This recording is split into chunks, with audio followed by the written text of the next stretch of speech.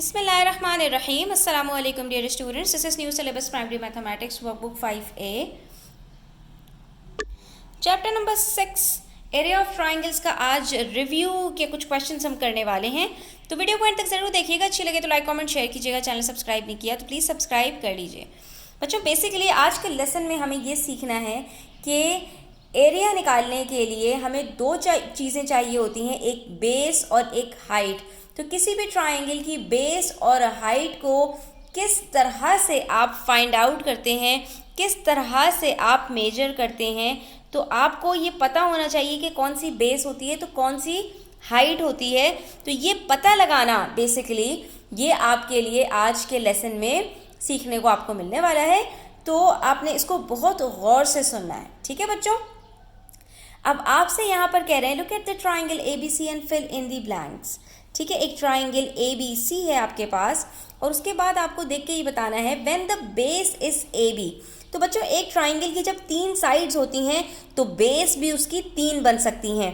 AB भी base बन सकती है, BC भी बेस बन सकती है और CA भी बेस बन सकती है। अब इसमें समझने वाली बात यह है बच्चों कि जिस साइड को हम बेस लेते हैं उसके ऑपोजिट में जो एंगल बन रहा होता है वहाँ से जो परपेंडिकुलर उस बेस के ऊपर ड्रॉप होता है।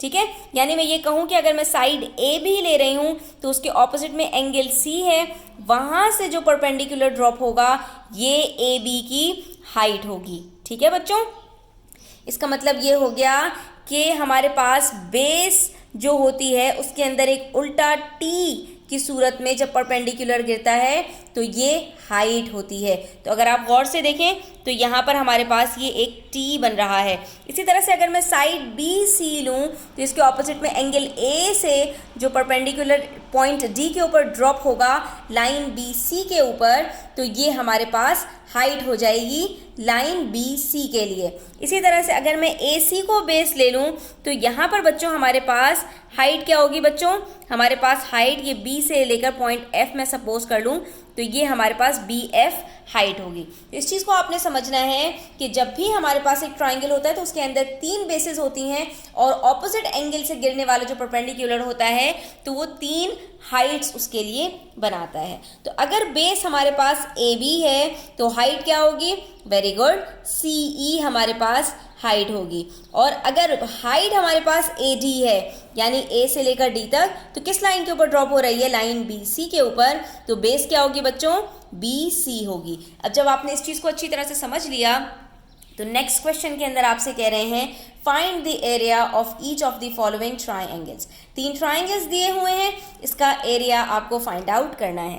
तो इसके अंदर हम एक बेस सपोज करेंगे और एक हाइट सपोज करेंगे। अब इसके अंदर कैसे आपको बेस जो है वो लेनी है बच्चों, तो अब आप यहाँ पर देखिए ट्राइंगल A है मेरे पास, यहाँ पर एक बेस जो मेरे पास आ रही है वो प्रॉपर सेंटीमीटर्स के अंदर आ रही है। लेंथ हमें इन्होंने बताया हुआ है कि हर स्क्वायर जो लेंथ बाय लेंथ है वो 1 सेंटीमीटर बाय 1 सेंटीमीटर है।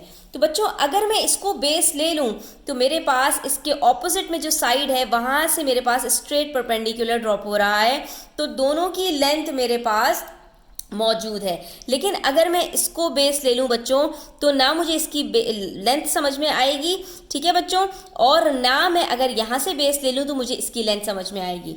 इसलिए जब भी आपके पास ट्राइंगल इस तरह का दिया हुआ हो तो आपने इस चीज़ को गौर से देखना है कि कहाँ पर लेंथ मुझे दी हुई है। ठीक है बच्चों, तो यहाँ पर हमारे पास ये अगर बेस हम ले रहे हैं तो इसके अंदर इस ऑपोजिट एंगल से परपेंडिकुलर जो ड्रॉप हो रहा है तो ये हमारे पास हाइट बन रही है और दोनों को हमने देखना है कि हमारे पास क्या क्या लेंथ्स हैं। तो बेस की लेंथ देखिए 1 2 3 4 5 6 बॉक्सेस हैं यानी 6 सेंटीमीटर हमारे पास है। तो हम यहाँ पर फॉर्मूला लिखेंगे half into base into height, और उसके अंदर हमारे पास जो बेस है बच्चों वो कितनी आ रही है 6 सेंटीमीटर और हाइट कितनी आ रही है बच्चों 1 2 3 4। तो हमने इसको मल्टीप्लाई कर देना है। जब हम सिंप्लीफाई करेंगे तो हमारे पास आंसर आएगा 3 4s are 12 सेंटीमीटर स्क्वायर। ठीक है बच्चों, इस तरह से हमें ये फाइंड आउट करनी है। अब आ जाते हैं ट्राइंगल बी के ऊपर। तो बच्चों अगर मैं इसको बेस ले लूँ तो मेरे पास यहाँ पर लेंथ आराम से निकल आएगी बेस की 1 2 3 सेंटीमीटर्स। लेकिन मसला आता है जब हमारे पास ट्राइंगल कोई सा भी एक एंगल जो बेस के ऊपर हो वो ऑब्ट्यूज एंगल हो, यानी 90 डिग्री से बड़ा हो जाए। अब अगर ये ट्रायंगल कुछ इस तरह का होता तो हमें कोई भी प्रॉब्लम नहीं होती, हम सीधा सीधा यहाँ पर जो परपेंडिकुलर बनता है उसको ले लेते। लेकिन यहाँ पर प्रॉब्लम ये आ रही है कि इसके ऑपोजिट में जो एंगल है वो तो इस लेंथ से भी बाहर जा रहा है।